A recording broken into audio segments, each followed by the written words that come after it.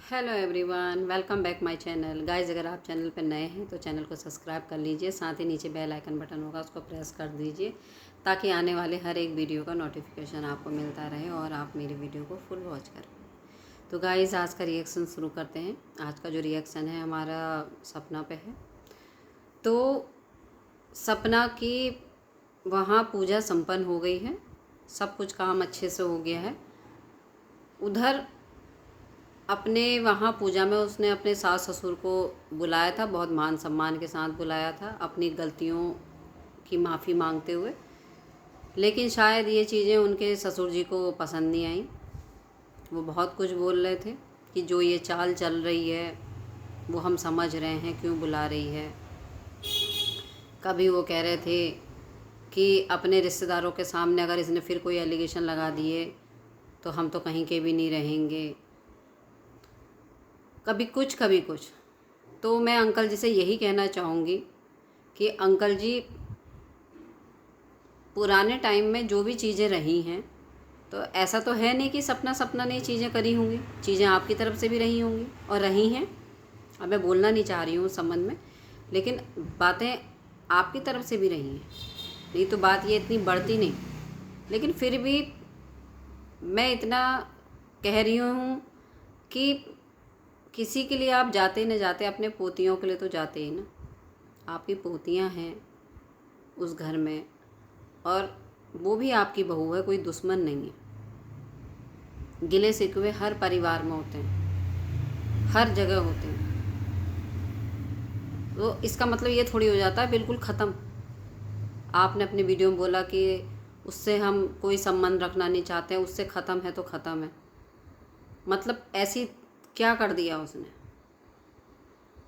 भाई? मुंह की लड़ाई थी आप लोगों की, आपने भी कहा उसने भी कहा, है ना। और होता ही है, इंसान जब गुस्से में होता है ना तो उसको पता नहीं होता वो क्या बोल रहा है, क्योंकि वो एक उसका नाराज़गी जताने का ही तरीका होता है सामने वाले को। तो नाराज़गी में आपने जो कहा, सपना ने जो कहा, तो उन चीज़ों को पानी डालिए, मिट्टी डालिए उन चीज़ों को। अगर ऐसे लेके आप बैठे रहोगे सारी ज़िंदगी, तो कहते हैं ना, बेटों से तो हाथ धो ही बैठे हो, उन पोतियों से भी हाथ धो बैठोगे। आज तो पोतियाँ भी, सपना भी आपका इंतज़ार कर रहे हैं कि ये लोग हमारे घर आएँ या मत दोबारा से संबंध ठीक हो जाएं हम लोगों के बीच में, जैसे ये रखना चाहें संबंध। वो तो ये भी नहीं कह रही कि मेरे को बुलाओ, तो मुझे अपने घर बुलाओ, मैं आपके साथ रहूँ, वो ऐसा भी नहीं कह रही है।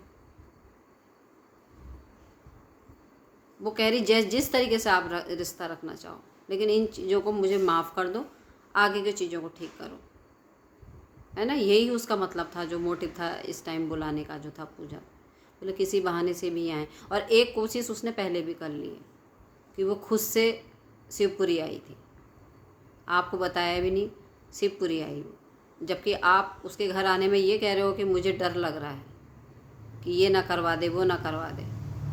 तो डर तो उसको भी होना चाहिए था ना, जब वो दोनों बच्चियों के साथ आई थी आपके घर। आपको डर क्यों है? डरता वही है जो गलत होता है, गलत चीज़ें होती हैं जिसकी। क्या सचमुच आपसे बहुत बड़ी चीज़ें हुई हैं अंकल, जो माफ़ी देने लायक नहीं है या माफ़ी मांगने लायक नहीं है, या आप नज़र नहीं मिला पा रहे हो अपने आप से? अगर आप बेटी मानते हो और वो सास ससुर करके आपको माता पिता की जगह करके उसी तरीके से बढ़ रही है, पुरानी चीज़ों को भुला रही है, दर्द तो देखो दोनों का बराबर है। अगर आपने अपने बेटे खोए हैं तो उसने भी पति खोए हैं, और 2 बार उसके साथ ट्रेजेडी हो गई। एक औरत के लिए एक बार का झेलना बहुत मुश्किल है। एक बार की चीज़ एक औरत सदमे से नहीं निकल पाती है, और उसने बेचारी ने 2-2 जनों का झेला है। तो ये कभी मत सोचो कि हमारे बेटे चले गए हैं तो इसको तो कोई फ़र्क नहीं पड़ा होगा। ये तो दर्द वही बता सकती है जिसका पति नहीं है, या जिसका पति चला गया वही औरत बता सकती है इस चीज़ का दुख क्या होता है ना। रही बात उसके पहनावे पे आप जा रहे हो या वो जो चीज़ें कर रही है, तो अंकल जी इतना आपको समझना पड़ेगा, अगर वो ये नहीं करेगी तो करेगी क्या? देखो, आप लोगों ने भी कोई इससे सहारा नहीं दे रखा, कुछ नहीं दे रखा, किन परिस्थितियों में वो रह रही है।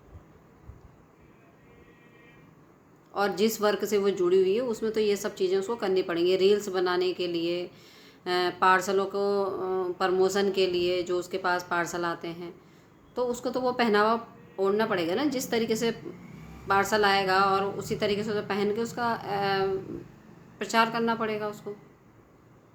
तो इससे पहनने ओढ़ने से ये थोड़ी दिख रहा है कि वो मतलब वो चीज़ भूल गई है वो जो उसके साथ हुआ है।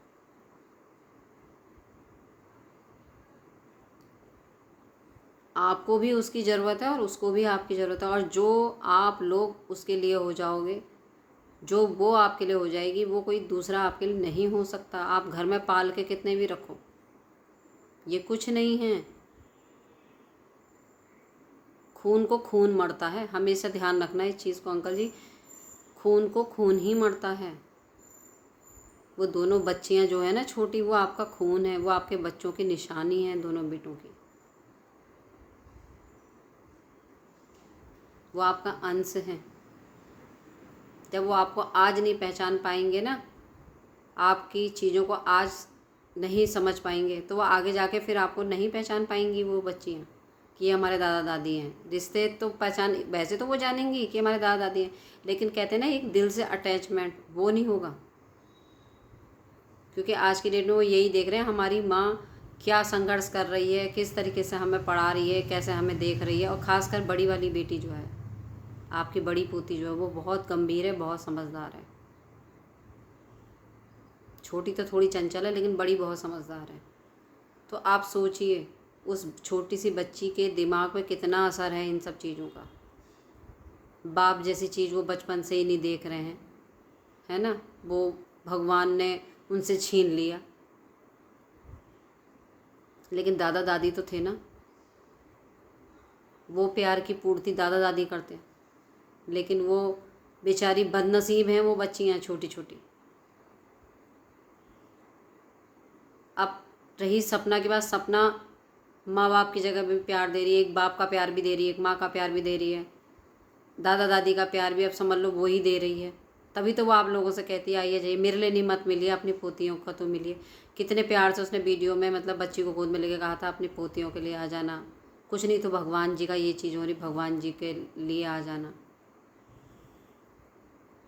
किसी तरीके से आपका दिल नहीं पसीजा। बड़ा दुख लगा है इस चीज़ को ना देख के भी। मन तो एक यही वाइब्स तो यही आ रही थी, मेरे भी मन में यही वाइब्स आ रही थी कि आप नहीं जाओगे,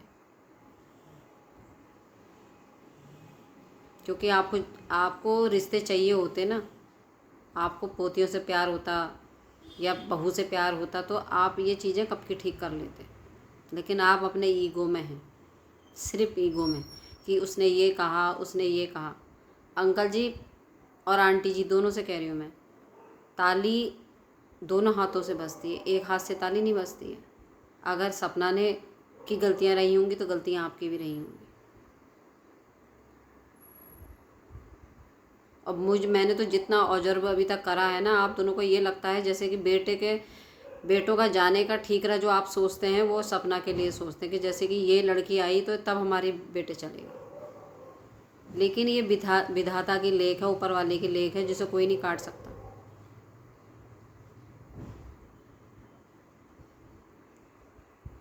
उस बेचारी के लिए आप क्या बोलोगे। वो भी तो सोच सकती है ना कि शायद मैं इस घर में आई, मेरी कहीं और शादी होती, मैं इस घर में आई तब मेरे साथ ये चीज़ें हुई।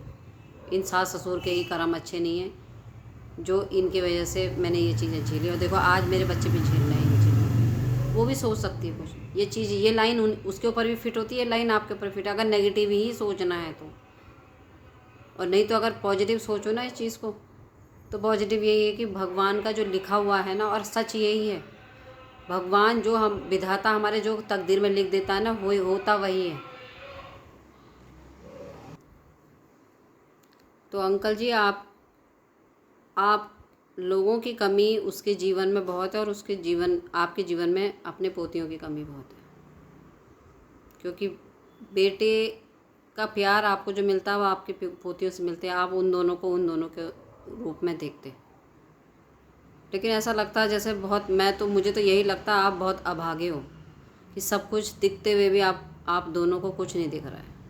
सब कुछ आपके आँखों के सामने ऐसा हो रहा है, लेकिन आपको कुछ नहीं दिख रहा है। कहते हैं ना वो माया का पर्दा ऐसा पड़ा हुआ आपकी आंखों में। कहते हैं ना वो सुख जितना मिलना होता है उतना ही मिलता है। शायद आपके नसीब में ही यही है कि बेटे का सुख भी आपके नसीब में नहीं था, बहू का सुख भी आपके नसीब में होते हुए भी नहीं है। बहू चलो, बेटे तो उनकी इतनी ही जीवन था, ये सांसारिक जो जीवन था वो इतना ही था, और इतना वो अपनी एक तरीके से अपनी चीज़ों को पूरा करके चले गए इस संसार से। लेकिन बहू और पोतियाँ तो आपके इस संसार में है ना, ठीक है ना, लेकिन आपने वो सुख से भी आप वांछित हो, उस सुख से भी आप दूर हो। बहू को अपनाते बेटी का प्यार आपको मिलता, उधर पोतियों से आपको अपने बेटों का प्यार मिलता है ना। जितना भगवान ने दिया, जो भगवान ने रखा है, उसको प्रेम के साथ स्वीकार आप करते, जो उसकी प्रभु इच्छा, क्योंकि उसकी इच्छा से ना कोई ज़बरदस्ती इस धरती पर आ सकता है, ना कोई ज़बरदस्ती इस धरती से जा सकता है। उसकी इच्छा है वो कब जन्म देगा, उसकी इच्छा है वो कब इस संसार से उठा ले। बिना प्रभु की इच्छा से कुछ नहीं होता, और बाकी होता है हमारा भाग्य। जैसा हम अपना भाग्य अपने कर्मों के हिसाब से लिखा के लाएंगे ना, वो हमें मिलना ही मिलना है। तो संतान आपके नसीब में होके भी नहीं थी, और इतने ही जितने टाइम थी उतने टाइम आपके पास रही। तो उस चीज़ को आप मानिए, सपना के ऊपर जो आप गुस्सा निकालते हो ना, ये बेफिजूल निकालते हो, और जो 4 लोग इधर उधर के हैं ना, वो हैं आपको भड़काने वाले, कान भरने वाले वो हैं, और कोई नहीं है। ये रिश्तेदारों को आप लेके चल रहे हो, और लोगों को आप लेके चल रहे हो, बाहर अंदर की चीज़ों को आप लेके चल रहे हो, लेकिन जो मेन मुद्दा है, जो मेन आपके चीज़ें हैं, वही आपने हाथ से छोड़ रखी है। दुनिया क्या कहेगी, क्या कहेगी दुनिया? दुनिया में सबके घरों में सब कुछ होता है अंकल जी। ये आप सोच रहे हो कि मैं जाता तो मेरी बदनामी हो। सबके घरों में होती है ऐसी लड़ाइयाँ, कोर्ट कचहरी हो जाती है, उसके बाद भी रिश्ते सही हो जाते हैं, परिवार एक हो जाते हैं। तो क्या वो बदनामी नहीं होती है? और कोर्ट कचहरियों में क्या होता है? कोर्ट कचहरियों में एक दूसरे की चीज़ों को वहाँ पर रखना ही होता है, और वकील लोग हर एक पैतरे से लड़ते हैं। उस टाइम पे गंद से गंद लाइनें वहाँ बोली जाती हैं, गंद से गंद एलिगेशन वहाँ लगते हैं, दोनों पक्ष विपक्ष में आपस में। तो जब फैसला कंप्रोमाइज़ का होता है, तो क्या कंप्रोमाइज़ करके परिवार एक नहीं होता है? वहाँ पे होता है ना, फिर रहते नहीं रहते हैं एक दूसरे के साथ में। तो आप चाह ही नहीं रहे हो कि चीज़ें मेरी ठीक हों, मेरी बहू, और अगर आप चाहोगे ना, सब कुछ ठीक हो जाएगा, सब कुछ ठीक हो जाएगा। आप दोनों अगर चाहोगे, अंकल और आंटी, सब कुछ ठीक हो जाएगा। लेकिन आपने तीसरे इंसान को इतना हक दे दिया है बोलने का अपने परिवार के बीच में, चाहे वो रिश्तेदार हैं, चाहे वो पड़ोसी हैं, चाहे वो कोई और है, कि इन लोगों के घेर में एक तरीके से आप घिर चुके हो। आपको दिख ही नहीं रहा कि इससे आगे पीछे की चीज़ें क्या सही है क्या गलत है।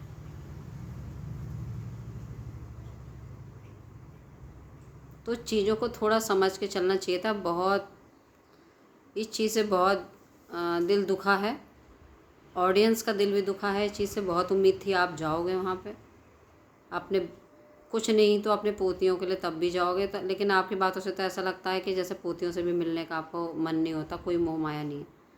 पोतियों से मैं मिल लूँगा, और बहुत मरे मन से सारी चीज़ें।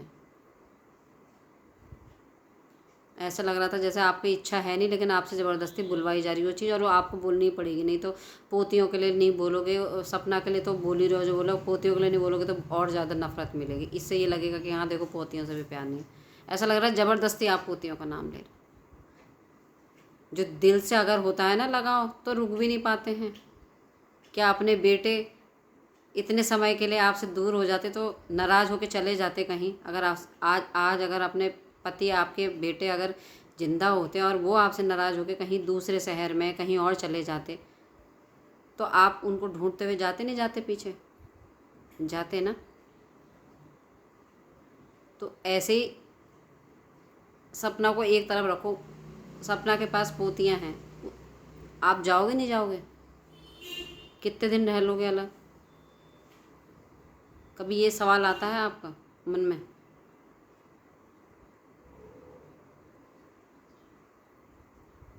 तो ऐसा नहीं होता है ना, जब रिश्ते बहुत दिल से होते हैं ना तो हम नहीं रह पाते हैं वहाँ पे, और जब रिश्ते फॉर्मेलिटी के होते हैं ना तो हम सब रह लेते हैं, और हम मुंह से कह भी देते हैं हम मिल आएंगे, और हम मिलने भी नहीं जाते हैं, और कभी जाएंगे तो हम फॉर्मेलिटी करके हम आ भी जाएंगे। और हकीकत है आज की डेट में आपको कुछ नहीं, कोई मतलब नहीं मेरी पोतियाँ क्या खाती हैं, मेरी पोतियाँ क्या पहनती हैं, मेरी पोतियाँ कैसे रहती हैं, बहू मेरी उतनी केयर कर पा रही नहीं कर पा रही मेरी पोतियों का। मैंने जो ये राजमहल बनाया है, मेरे बेटे अब रहे नहीं, ये राजमहल जो मैंने बनाया है, जो मैं इतनी मेहनत करके पूरी ज़िंदगी भर कमाया हूँ, करा है, मेरी पोतियाँ मेरा अंश मेरा खून ही जब ठीक तरीके से नहीं है, या उन्हें वो चीज़ नहीं मिल रही है, तो मेरा ये सब करने का तो व्यर्थ है। जीते जी में इन चीज़ों को नहीं देख पाए हम लोग, मरने के बाद हम कहाँ गए कहाँ नहीं गए, क्या मिला बच्चों को? कभी ऐसे ख्याल आते हैं सोच में आपके? मैं दोनों से कह रही हूँ अंकल आंटी, कभी सोच के देखिएगा इन सब चीज़ों को। उन बच्चियों के लिए सोचो अंकल जी, ये पराए लोगों पे मत करो विश्वास, मत करो। ठीक है ये रिश्ते रिश्तेदारों से आप रखना चाहते हो तो रिश्तेदारों के रिश्ते रिश्तेदारों तक ही रखिए।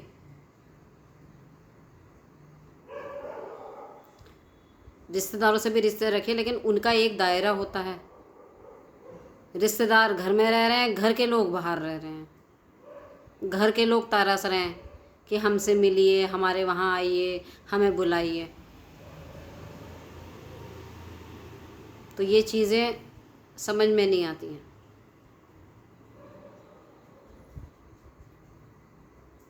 तो अंकल जी इस विषय में सोचिए, ये चीज़ें मैं तो बार बार यही कहती हूँ कि चीज़ें ठीक करो आपस में, बहुत हो गया। और समय रहते अगर आप इस चीज़ को ठीक कर लेंगे तो शायद चीज़ें संभल जाएं, चीज़ें ठीक हो जाएं, और नहीं तो ये सिर्फ बोझ रह जाएगा आपके सीने में। आज तो समझ में नहीं आ रहा है ना, ईगो में घमंड में आपको समझ में नहीं आ रहा, लेकिन आगे जाके ना ये सिर्फ आपके लिए एक वो रह जाएगा, बोझ, मन आत्मा पे बोझ।